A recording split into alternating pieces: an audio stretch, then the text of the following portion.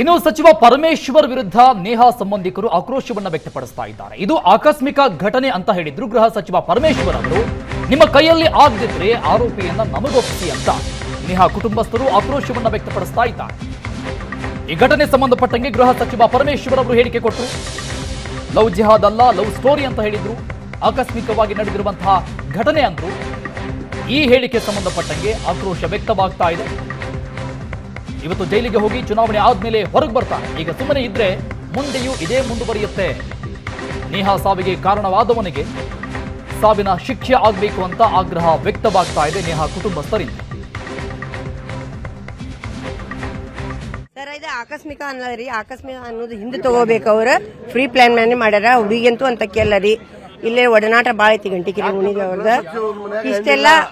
ಇಷ್ಟೆಲ್ಲ ಆಗೈತೆ ಅಂದ್ರ ಬಾಳ ಕೇರ್ಫುಲ್ ಆಗಿ ಅವ್ರೆಲ್ಲಾ ಜವಾಬ್ದಾರಿಯಿಂದ ಮಾಡಿಕೊಡ್ಬೇಕ್ರಿ. ಅವ್ರಿಗೀಗ ಸತ್ತಲ್ರಿ, ಅವ್ನು ಸತ್ ಬಿಡ್ಬೇಕ್ರಿ. ಅಂದ್ರೆ ಇನ್ನೊಮ್ಮೆ ಮಾಡಂಗಿಲ್ಲ ಯಾರು ಈ ಕೆಲಸ.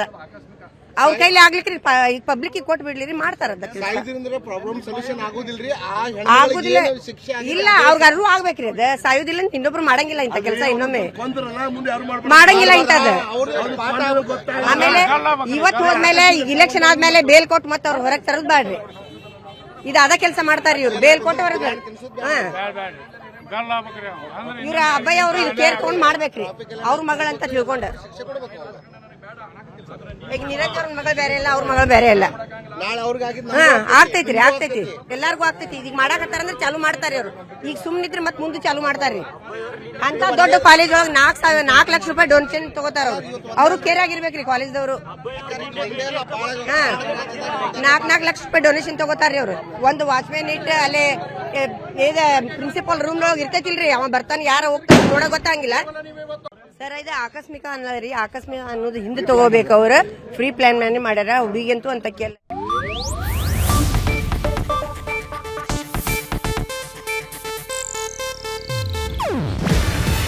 ಇದು ಏಷ್ಯಾನೆಟ್ ನ್ಯೂಸ್ ನೆಟ್ವರ್ಕ್ ಪ್ರಸ್ತುತಿ. ನೀವು ನೋಡ್ತಿದ್ದೀರಾ ಏಷ್ಯಾನೆಟ್ ಸುವರ್ಣ ನ್ಯೂಸ್.